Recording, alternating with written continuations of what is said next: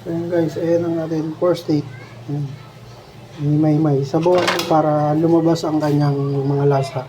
Umabit yung lasa sa sibuyas. Ayan mo. Yan, ganyan mo. Para yung lasa ay umapit sa kanyang sibuyas na puti.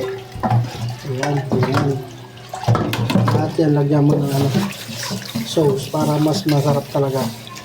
Para yung sibuyas ay sumarap din.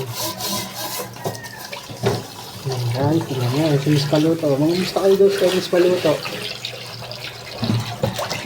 Ay, shoutout daw sa mga taga-Antipolo. Sabi ni Miss Paluto, yung mga kumari niya dyan. Shoutout daw sa inyong lahat. Siya ngayon ng first state niya, si Miss Paluto. Medyo nahihiya pa si Miss Paluto umarap sa camera guys.